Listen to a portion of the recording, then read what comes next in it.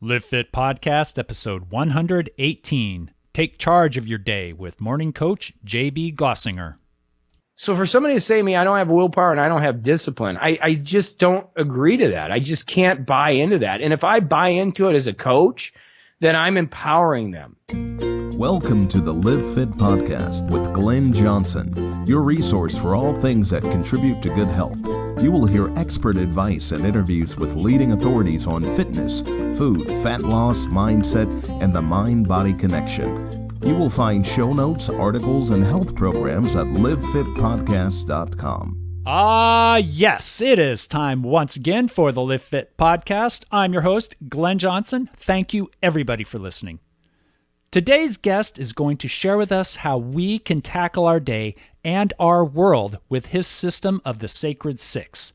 Yes, this guy has a lot of energy. Yes, he advocates getting up early. And yes, his energy is infectious. Yet, he's a mellow surfer type who just wants to be happy and to help others find their peace, happiness, and satisfaction in life. Let's hear how JB does it. Good morning, JB. How are you doing today? Hey, I'm doing fantastic. Another beautiful day here on planet Earth. Yeah, it really is. My son and I have been watching this show called Making North America, and it has got to be by far the best documentary I've ever seen. And what I really like about it is it's talking about geology, which puts most people to sleep. And I think because it's so darn slow, we can't really see it. Maybe we see erosion or something, but this uses a lot of CGI to show what the world, the planet used to look like and how the continents moved around and how mountains went up and down and lakes and all that stuff. And it just reminds me of what a amazing, amazing place we live on. Yeah, it's I think it's those, if you can capture those moments, those little things that are around us all the time, life just gets better. And I think we get moving so fast sometimes that we forget to slow down and enjoy a documentary that somebody produced that shows us that, or even just to go for a walk, right? And we get so just caught up in things that we don't enjoy it anymore. So I just, it's just those little statements like, hey, I'm just having another great day here on Earth. It could be considered cheesy, but is it cheesy? I don't know. I am. I'm pretty happy to be here. My wife accuses me of being cheesy a lot, but I'm genuine, and it may come across as cheesy just because I'm not the first person to say something like that. Like, oh, you sure look beautiful this morning, or hey, it's a great day to be alive. It does sound cheesy, but if you mean it, it's genuine. So I took your meaning to be completely genuine. Exactly. Well, I got over being cheesy a long time ago. If I'm all about being happy, making money, living a great life, and having fun. And I got to tell you, when I was trying to be an intellectual and trying to be smarter than everyone, and trying to build a career around those things with my MBA and my Ph.D. and how smart I was, my life was miserable. So I'd rather be goofy, cheesy, and happy and living a wonderful life than, a pseudo-intellectual who thinks they're smarter than everybody else. Yeah, that's a lot of hard work. That's hard work. Some people say it isn't easy being cheesy, but I don't know. I disagree because it's genuine. Mm-hmm. Well, I think, and that's the key thing, is just being authentic. I mean, that's the bottom line, right? Oh, absolutely. Be authentic. And so many people aren't. And with social media, everyone's trying to portray their best side, and we don't often see their not so best side. 100%. But, I've built my entire life of letting everybody else be the peacock and me just kind of telling people how bad I sucked at things. And it's really worked. Yeah. We're here in the week between Christmas and New Year's, and when you said watching a documentary, that's one of the things I've been doing, and I find this week in particular throughout the year a really good one for reflection. The year's about to end, a new one's about to begin. I like looking at my calendar from this past year, 2017, and seeing what are the things that I wrote down on my calendar. So those are important things I had to do, meetings I had, podcasts, people I interviewed, places I went, things like that. But there's also other things like photographs. Oh, yeah, I remember what I was wearing this day, and all these things. It's a great time to kind of take a little meditation time and reflect. Well, and I think the cool thing about social media, because we can dog it, right? We can get on it, is that they give you an opportunity to reflect and reminisce a little bit, and the pictures you put up on social, the vlogs that you've done, those type of things. I think that's where the real value is.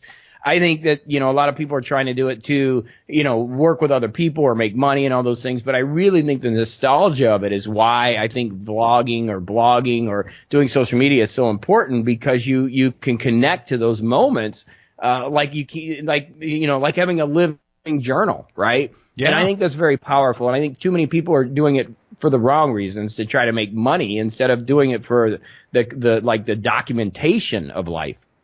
Right, right. And it's great to take a look back because, time is something that we all have limited amounts of, and it slips away, and no matter what, whether you're loving it or hating it, time goes by. And I was talking about the geological time of Earth, and a million years is really not even that long geologically, but of course for humans it's everything. Yet the older you get, the faster a year seems to go by. Even my kids are noticing that, and they're still, 10 and 12 years old. So taking those notes and looking back at those notes can help slow down time. Yeah, I think it's one of the most important things. I call it psychological time. And basically what happens is, with computers and phones and everything we've gotten, it's sped up more and more than it ever has in any time in history. And time is flying. And, in order for us to slow it down a little bit and enjoy the process, I think it's important, because, 80 years, 60 years, whatever you live, 90 years, 100 years is a blink of an eye. It really is. And unless you slow it down and you start to appreciate and live it, before you know it, it's over. So I think, Steve Jobs had once said that, death is a great motivator. And I believe it is, right? Yeah, and not just looking back at time and reflecting on what you did do, but maybe looking forward at what you want to do and how you're going to get there. Because a lot of people seem to live their lives like a pinball, just bounce around in a pinball machine, boing, boing, boing, boing. And reliving it's one thing. It helps you kind of elongate it, I guess, and keep it present in your memory. But I really hate it when I hear people say something along the lines of, oh, darn, if only I had known this was going to happen, or, oh, I ended up here, I don't know how, and I don't like it. Where did my life veer off?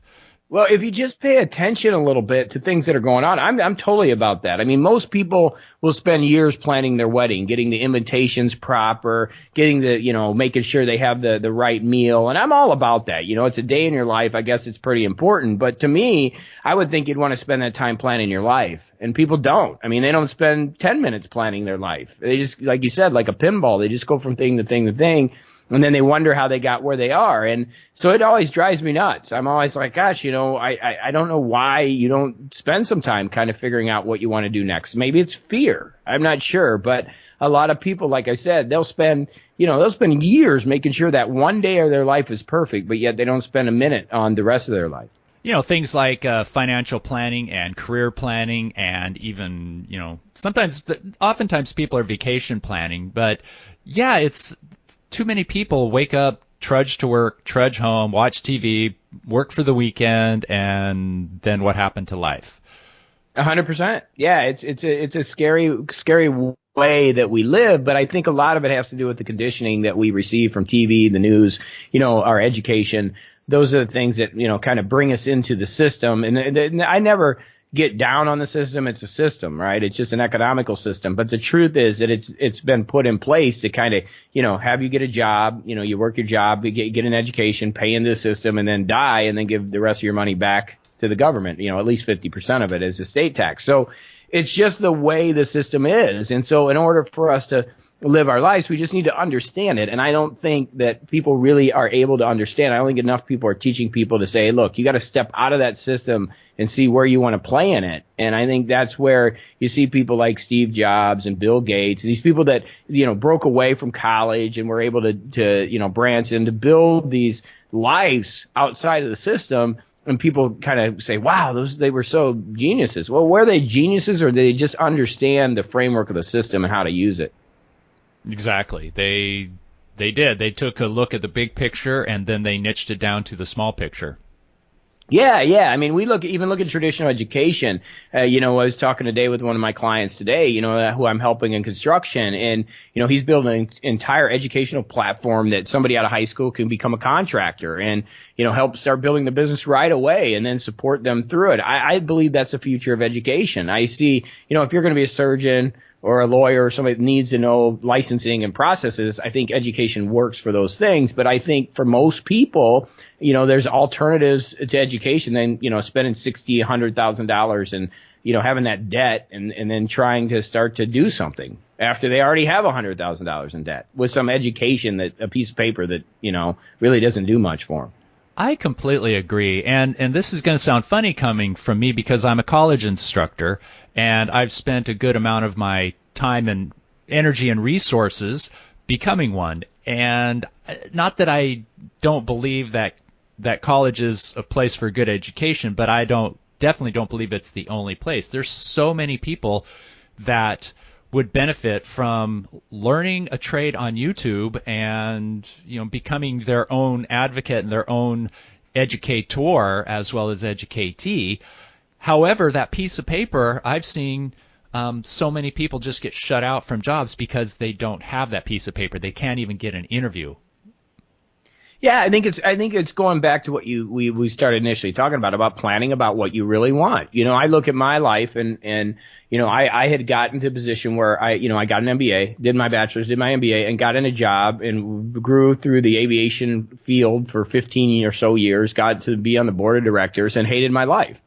And I had to do some internal searching because I was angry at myself. My parents were blue collar, never made more than 40,000 combined a year together, and I was making 10 times that. Sitting on the board, going, "Gosh, how can I be upset?" And the truth was, it wasn't what I wanted to do. But I had listened to everybody else, and got the degrees and did everything everybody told me, and my life sucked. And I. Not financially, but just overall, psychologically, it sucked. It wasn't the way I wanted to live. Most people would say, "Oh, give me that high six-figure salary and let me travel around the world and run a company." And you can't be complaining about that. But that's not what life's about, And once you have it and you're there and you realize it, I know people that don't have it are like, hey, "You got to be kidding. Give me that." Well, if you're there and you're not happy, it doesn't matter, right? And I think that's why we've lost a lot of singers. We've lost a lot of people lately that are, just dealing with depression because they get to a place in their life where they finally made it financially. They've made it, in a lot of different areas, but spiritually and in a fulfillment standpoint, they're just hollow. Right. And I'm wondering, is this all there is? And I think that's what our education sometimes breeds, is that if I get this piece of paper, everything's going to be different. If I get this piece of paper, that's when I'm going to make money. If I get this MBA, and it's not about those labels. It's about the education and motivation that you have inside of you that's going to really determine where you're going to go. And you got to be able to step outside that system once in a while to check that. And I just see a lot of people suffering that shouldn't be suffering. If I lose the weight, I'll be happy and everything will be right. Exactly. Well, and it's just this constant thing. Once I get out of high school, it's going to be amazing. Once I graduate college, it's going to be awesome. Once I meet that person, life's going to change. When I get the kids, oh my gosh, I can't wait to have kids. And it just never ends. It never ends. And it's just this, and then the next thing you know, they're on Real Housewives of Atlanta or whatever, and miserable. And it's just this fakeness, this non-authentic life that is being lived, and it's a suffering where, you got to crawl into 2 bottles of wine a night just to find some peace. It's just not right. And we live in a world and a time when there's just ultimate potential and true joy and happiness available to us, but yet so many people are suffering through it. There's a lot of choices. There's so many, I have 2 young kids, and really the world is their oyster. They could go in almost any direction to make a living and be happy and satisfied. But which way will they go? And 10 is a little early to plan the rest of your life, and you may have to wander around a bit like I did. I didn't find my place until I was almost 50. Yet I am so glad I'm here, and I don't regret anything I did because it helped build me. And there is really only a few periods of time where I was unhappy and dissatisfied in this whole journey. So, JB, you're the morning coach. How do you work with people who maybe want to be happy down the road? How do you help them get there? Well, I've built a level system now, which is really unique. I've been working on it for the last few years. But the first thing is, people getting their morning routine shifted, changing the way they do things. We've heard the definition of an insanity from Einstein ad nauseum. I mean, a million times, right? Doing the same thing over and over, yielding same results. We know that. So we got to change it up a little bit. And I think that's the way life should be. I think we need to start to embrace change instead of pushing it away, which most people do. And we do that by getting our morning started a little bit differently. Most people start their day by jumping on the computer and reading their emails and jumping into algorithms, right? And I mean that by YouTube or Facebook. They're pushing stuff towards you based on an algorithm, based on the things that you like and you want to read. And that just creates more separation, whether it's political separation or something you're passionate about. I mean, it just creates this nasty little bubble that you live in. And so what I say is pop that bubble, change the morning routine, get out of nature, start to listen to things differently, start to break away from the system a little bit and recognize what it is and start to look at what's coming into your mind. That's the first thing. So you can start to take control of the input, and that way you can change the output. And that all starts by starting your day a little bit differently. What kind of morning routine are you talking about? Is there a set one that you recommend for people, or do you recommend they just sort of find one on their own accord? Yeah, no, on level one, so my main thing that I teach, which level one's free, like it's what I do for everybody. It's, I tell everybody, look, get up in the morning. First of all, it starts the night before. So you got to learn to get to bed, meaning, either shut the TV off, start reading fiction, make the bedroom sacred. So there's some things you need to do. When you go to bed, you need to go to bed, right? It all starts the night before. Then when you wake up, the first thing you do is you put your shoes on and you go out and you get moving. I also recommend drinking some water. If you can put a little lemon in it, it's great. It kind of gets the body moving. Mm-hmm. And then you go for a walk. And when you go for that walk, you listen to something positive, whether it's your show, whether it's Morning Coach, whether it's Wayne Dyer or Tony. I don't care, but you get something different in your mind. You nourish your mind before you sit on the computer. Then you come back, organize, and start your day. As I get deeper with people, I take them into, we get a little more detailed in the morning routine or ritual, but we just need the basics. And that's really will change someone's life if they just start to do that.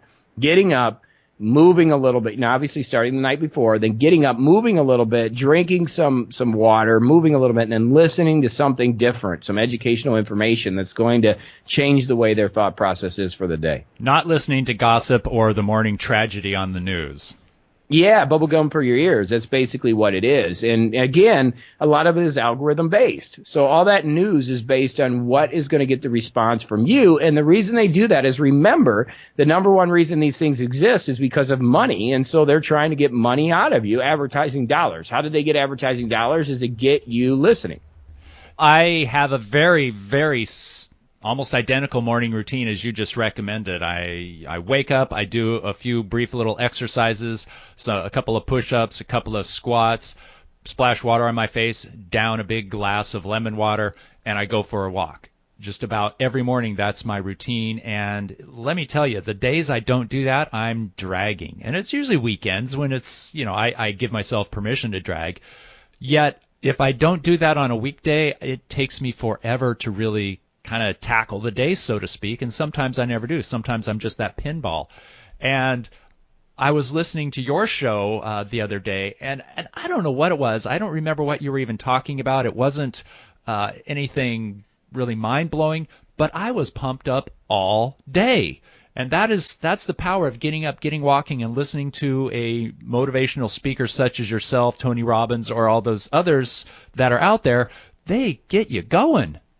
Yeah, well, it just changes your mindset. I mean, my biggest blessing is, I've done over 3,000 episodes of my show, so I do it every day. And people say, oh, why don't you pre-record? Well, because I like to do it every day. I mean, it's what I do every day, 365 days of the year. I get up and do my show. And the reason I do it is because I need it. I need it. And so it just gets my mind right, and it sets the tone for the day. And it's been my biggest blessing. People say, what is it? It's not the money or what we've been able to generate, what we've been able to build. It's me having to do this every day. The growth over 10 years of doing this every single day, having to read books and having to study and learn and, figure out kind of a street psychologist is, I guess, the way to put it. But figuring out those things that really help people move, that's been my biggest blessing. So I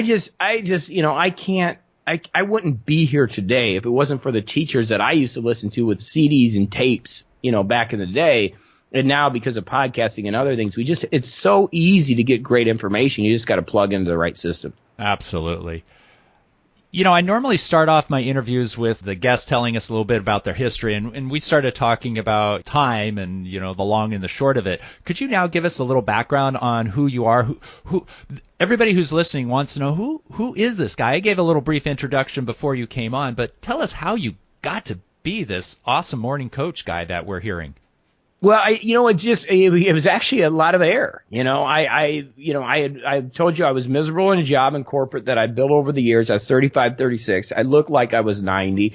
Went to the hospital for a heart attack one time. I mean, it was just ridiculous. I just was living a life full of stress and anxiety. And, I knew that there was something more to it, and I had gotten there. I'd gotten there, but then I started to study peace, and I started to study metaphysics, and then I started to really find some of the secrets. I started to return to power is what I call it. In fact, my first book, I almost called it Return to Power, because I started to find freedom. And that's when I decided to break away and do my own deal. I was like, I'm going to write a book. I'm going to help people because I understand this now. The problem is I didn't understand the business side of it. So I wrote a book, spent all my money on it, put everything through, tried to make it work, and it didn't work. And it didn't work for the first couple of years, and we pretty much lost everything. It was a disaster. So what I thought I had figured out, I hadn't figured out, but I at least had peace, right? But we were financially struggling. And in doing that, as this book didn't work and things didn't work, it was actually working exactly how it was supposed to, even though I couldn't see it. And I started looking for URLs, and I found morningcoach.com. And I really wasn't a morning person then. I really wasn't that successful. But the URL made me become a morning person, and I actually started it off as a conference call before I started podcasting all those years ago. So Morning Coach was a live conference call that I would do in the morning, and we would put little notes on MySpace to come and listen. And I actually build a website. I actually pirated Dreamweaver because I didn't have any money anymore, and I bought a book at Barnes & Noble's back when they had those. And I built a website in 24 hours, and that website was a landing page with a place to put your email, so that I could send you a link to the conference call. And that's how this all started. And that was years ago. And so it wasn't until 2009, I started back in 2005, 2006, in 2009 when things started to kind of work for me, because I had put 12,000 people on a website. I was still broke, but in 2009 I went from free to paid, and 1,200 people came with me for $20 a month. And that was the start of Morning Coach, because I went to a membership site and it became a real business. Wow, that's amazing that 1,200 people followed you in there. They were getting it all for free, and you said, no more free, you have to pay $20 a month, and they said yes.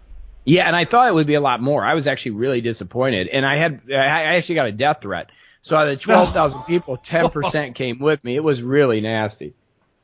When you say it's how does somebody get this podcast now that it's paid for? Do they find it on your website, or is it on iTunes? Or yeah, well, actually, back in 2000, so at the end of 2016, the beginning of 2017, because of the technology, I'd spent $750,000 over the years on technology. I got tired of it. I actually went back to free. So I said, listen, we're going to do this every day. We're going to do it free. And we started putting it out free. And then what I did is I built a level system. So my members now get a level system that they work through 13 levels, where I actually coach and help people individually. So it's really cool. We got a great community around the world. So that's what they get for the membership of $30 a month, which it is now. And I do the podcast for free. And I actually started doing it on YouTube every day, which is crazy. I've done 7 episodes. So now I'm doing YouTube every single day, which is a new world for me. Really? Yeah. So I'm putting it up on YouTube every day too.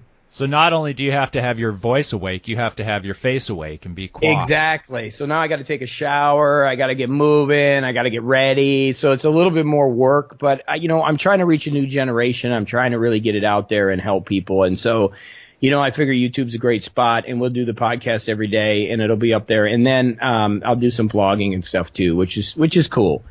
It's a lot of work, but it's fun. I mean, I'm having a blast. I mean, I was, I kind of just, took a little bit of a semi-retirement and played golf every day for a while. I'm still playing a lot of golf. Yeah. I don't work Wednesdays and Fridays, and Mondays half a day and Tuesdays half a day. But I've got it down. My system's down that I get up in the morning and I can do this in an hour. Do the video, do the coach cast. It's 15 minutes long, so it's pretty cool. It works out about an hour is what it takes me.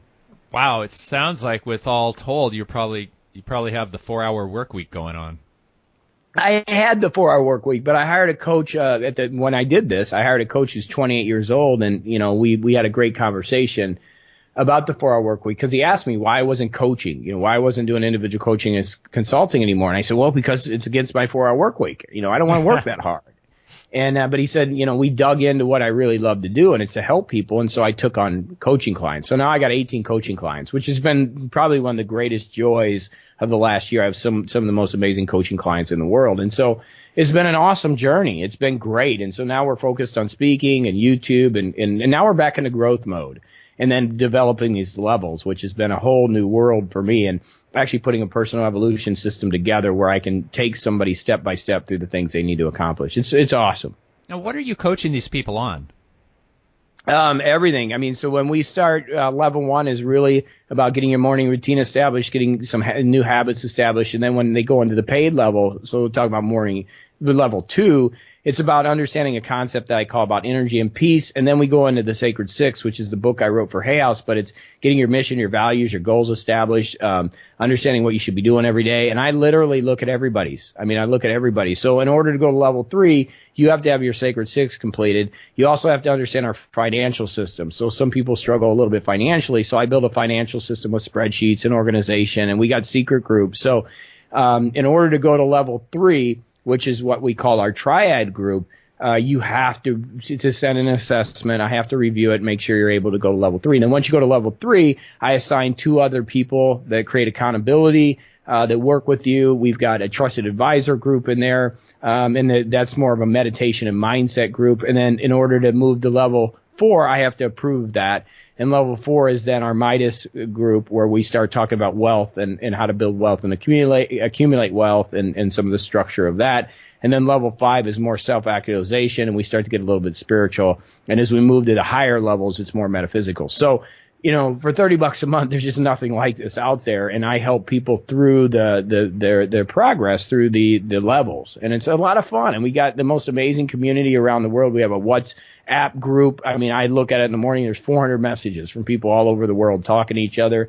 And then we've got secret, not private, but secret groups that we've created. That way nobody can find them on Facebook, where people could communicate and talk. And I could put videos up and stuff. And then, our software stuff is we use Kajabi now, which is where I've built the level structures into, which we handle everything with. So it's great. It's been a joy, and I've got a new video email system that I use. So I'm just having a blast, and it's really, people are getting great results, which is really cool.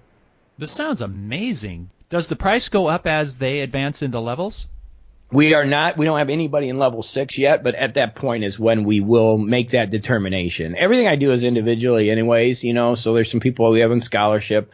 It just depends on the person's situation. We've got people from, that have been through, we have abused women that have been through some of the nastiest stuff you can even imagine, to people that are billionaires. It's crazy. We have all types of people. So, when we get to the higher levels, that will be determined. The idea is, yes, we're going to raise the price up a little bit at the higher levels because there's more access to me, right? So the whole concept, and why I love it, and I believe it's divinely inspired, is that as the people get to higher levels, they go down to the lower levels and help the other people. So it's a community of people helping people. And that's what I really love. So when I get people up at level 5 and level 6, they're helping people at level 2 and level 1. And we're already starting to see that. It's already starting to happen. And I've been doing this, just about 6 months now. We've really started putting this together. And it's cool because we're getting badges made and all these things built out. It's just, I'm having a blast with it. It doesn't really sound like you're trying to make a lot of money. It sounds like you're really here for fun and efficacy, really trying to help people out.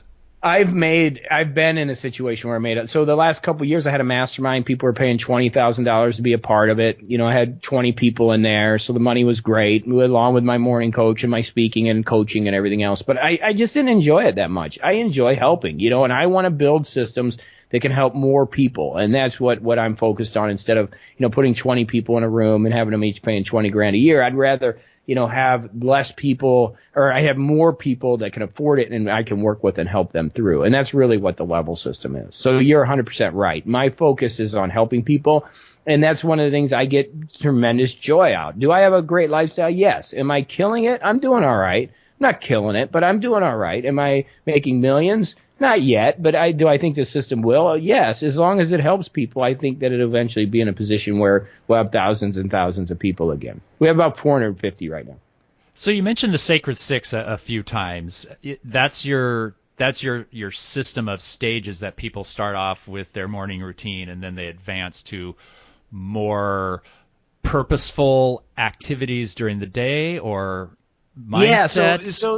The problem that I saw in the industry is a problem that I had. As you read Tony and there's so many great teachers. I love them all, but there really has nobody ever been helping people get clear.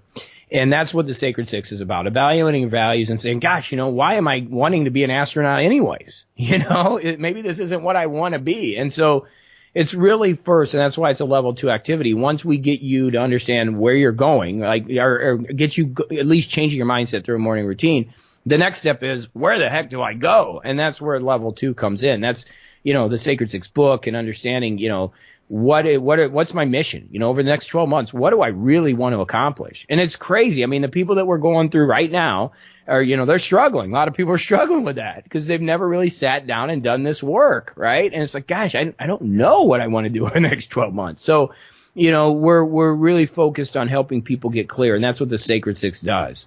And as you peel that onion back, a lot of stuff falls away. You're like, gosh, maybe all this other stuff isn't as important, and that's when you really start to achieve. It's because you got the right focus. It makes me think of the coaching trick.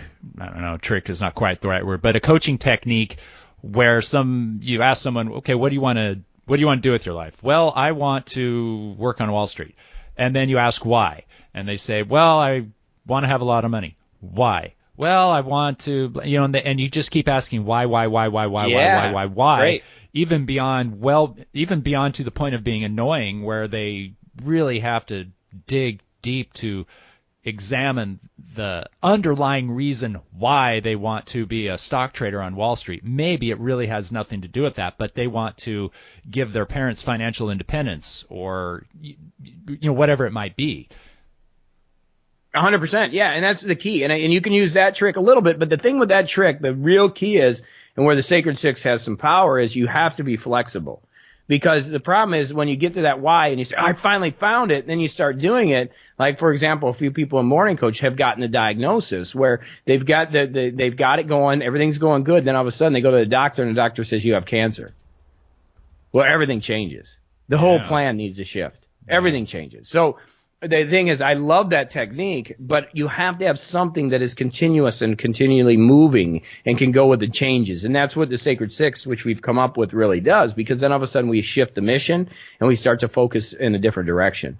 So the first step is getting people to really just get something established, and then having the flexibility to move with it as life moves. And that's what the Sacred Six does. And what the real power of it, and it goes all the way back to Ivy Lee and Charles Schwab, not the financial guy, but the guy that used to run the steel mills for Andrew Carnegie. He talked about distraction, and that there's distraction. And this was back in 1910s. I got the original foundational piece of the Sacred Six from an Earl Nightingale album that Napoleon Hill had this obscure discussion about. And it was just awesome to find it. Really? From 1910. Okay, so this is like one of the earliest stories. And basically Ivy Lee told Charles Schwab, I've got something to help you. And he told him how to put this list together and then prioritize it and start number one, and not move to number two until number one was done. And then when number two is, number one's done, then you can go to number two, right? And he built this system for him in a minute, in just like a 50-minute conversation. And Charles Schwab said, hey, I don't need any more, more learning. I need more doing. And so what he did was he he took this concept and applied it to the steel mills, and literally the belief is that this concept's what's built the steel mills, and it got lost. Like, it was lost, And so, I took this by listening to it and said, gosh, if Napoleon Hill was involved and Andrew Carnegie, these are some pretty smart people, and started to apply it. But the idea was that we have to eliminate distraction, and we have to be able to focus on a particular set of tasks in order to achieve them. And what's amazing is this was 1910. They didn't even have computers then. Like, a horse would have to deliver mail. So if you think about that today, how much more relevant is it today, eliminating distractions, than it was back then? Oh, yeah, definitely. There's so many distractions. I'm wondering, with this Sacred Six, all these steps, and I'm playing, I don't know, not quite devil's advocate, but maybe lazy's advocate. And a lot of people simply don't want to put that much work into their day. They already are putting forth a lot of effort with their job and their kids and their family stress and whatever else is going on in their minds. So it sounds like it's not for everybody. Yet how much of a I don't know, commitment, time, energy does it take to progress through these 6 steps? Yeah, it takes me 10 minutes in the morning, and it's what's given me the ability to be free and do whatever I want every day, So it's an amazing thing that, a little bit of prioritization and organization can literally change your life. So it's not the work itself is not that tedious. It's just about sitting down and figuring out what you want to do and understanding what's important to you, and then structuring some things around it. I mean, it should take between a couple hours to get that organized, and then a few minutes every day. So there's not a lot of work behind it. It's just a structure in the system and putting in play. That's where I think it gets, people say, oh gosh, there's so much going on, but there really isn't. It's like, what do you want to do over the next 12 months? What's important to you and values? And then how are you going to get there? And if you're not willing to sit down and do that, then there's a big issue. I wouldn't coach somebody like that, right? So it's like, then maybe it is laziness, or maybe it is, somebody just doesn't want to go after it, and that's fine. They can go live their life, right? But if you're willing to really go after it and you want things in your life, then you've got to have some system or some structure in place, and you got to find something that's going to work for you, whether it's mine or somebody else's, but you got to have some system. Lack of time is the number one reason people give for not having better health. They don't exercise, they don't eat right, they don't sleep right, whatever it is, all comes down to lack of time. And you and I both know everybody can find 10 minutes in their day, even 10 minutes together in their day, let alone 2 minutes here, 2 minutes there, to do some of these things. Yet it's a certain mental effort, mental time, mental energy. It's not just those 10 minutes, because you have to make yourself do that, essentially. Yeah, it's I don't think it's a lack of time, it's lack of prioritization. It's just that. I mean, that's the whole key. It's, what are you prioritizing in your life? And, it's back in the day when, back when I was just learning about personal development, I was living on $20 a week, and that's what I was. I was running health clubs. I had no money, and I would go to Bookman's used bookstore, and I would buy books to get better, and I'd buy these used books for $2 and $1 in the bin, and I would eat ramen and survive, right? And I remember listening to people, and they'd say, where are your priorities? And you say, I don't have any money to spend on that. And I don't know who the speaker was, but he's like, let me look in your refrigerator. Well, there's a 6-pack of beer. Let me see your cable TV bill. It's all prioritization. So I just can't hear the excuses anymore. We live in a time that's amazing. I have 4 houses in Colombia right now, 4 different places in Colombia. I go down there a lot, and I travel into some locations where there are people that just have no opportunity, none. Mm-hmm. I mean, it's just they don't have it yet. It's getting better. The infrastructure is coming around, but they just don't have it. And we live in a time where if somebody's listening to this, there's absolutely no excuse. I'm sorry, I don't mean to be rude, but there's no excuse you don't have great health, that you don't take care of yourself, that you aren't spending your time and doing better things. It's one of the things I'm most passionate about. It drives me more crazy than anything in the world. I mean, I belong to a country club that's great, Parkland, and I go in there and these people are complaining about, their golf clubs aren't gripped properly. It's like, you gotta be kidding. There's always something to complain about. It does not matter how wealthy or wise or fit you are, there is something you could find to complain about. It's a matter of whether you open yourself up to that and you're mindset, how you see the world. Yeah, but that's the whole difference is the whole key. And that's why we go back to starting your mornings differently, starting with some different energy. Whether you want to do a system or get some structure, just at least start thinking differently about your current situation. That's when metaphysically more will come into your life. If you find yourself bitching and complaining about life and your health and your, what's going on, well, do something about it. I mean, there's so many things you can't. I mean, my wife, I love her to death, Pilar. She doesn't like to go to the gym. It's not her favorite thing to do. So we ended up getting a Peloton bike, and she absolutely loves it. She does her biking in there. She goes to the gym a couple times less than she used to, and I mean, there's just so many options today. And if you say, well, I don't have the money, well, then you got to just reprioritize your spending. I mean, I coach so many people, and, I remember this young couple came to me, and she's like, I want to go back and be a physical therapist because I'm going to make more money. And, her husband was doing pretty good, and they had a, nice house and, cars. Everything was great. And I said, well, why do you want to spend that much time and get that debt? She goes, well, then I can spend time with my kids. And I'm like, wait a minute. You can spend time with your kids now. There's something deeper to this. And she's like, I need a little more money. Well, I said, well, let's look at your background. Well, she had a kung fu background. I said, well, start a weekend thing where you can start teaching some kids. She built it up to, about $1,000 a month, and she's extremely happy. Doesn't have that next house with the extra bedroom. They didn't buy the extra car. They're driving a regular car, and they're extremely happy. But we had to break through what she thought she wanted to do, which was go back to school for 4 years and then go to PT school for 2 years and get into debt. She had everything right in front of her. They had more than they could even imagine. And I think, stepping back and being able to understand your situation is so critical.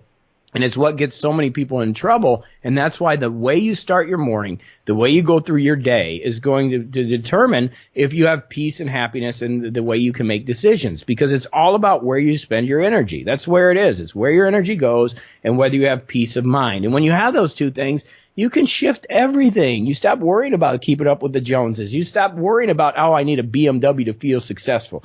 Not that that's bad. I mean, I have great things, man. I've built a great life, but I also understand they're just things, and I'm so passionate about that because I just see so many people struggling, and they shouldn't be.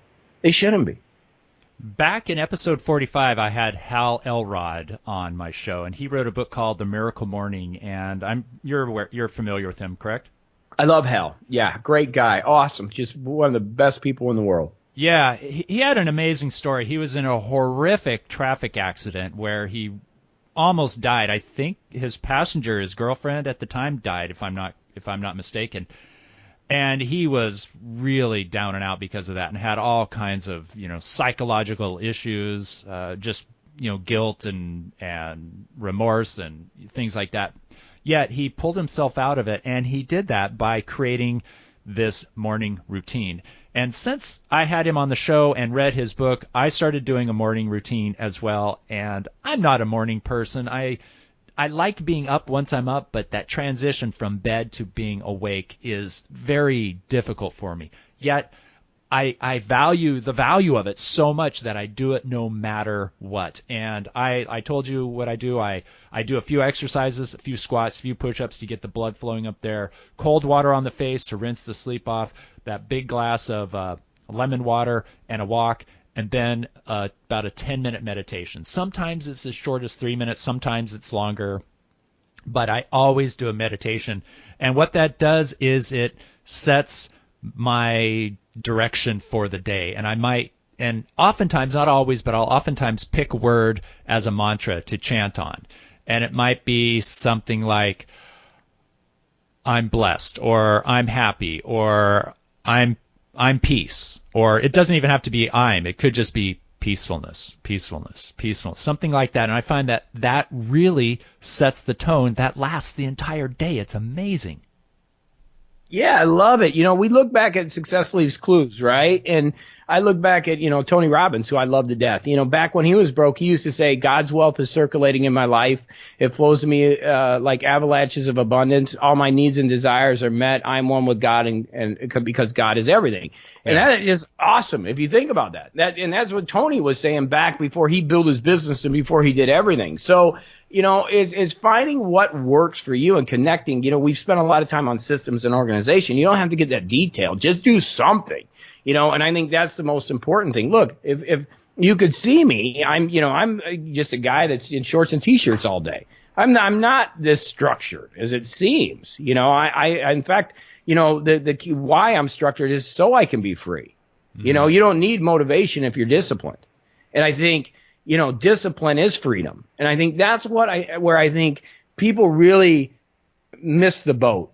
They want to be lazy. They want to have fun. They just want to relax. They don't want to do much. But the key is that discipline is what brings that. And I'm telling you, most people see me and they're like, wow, you got to be kidding me.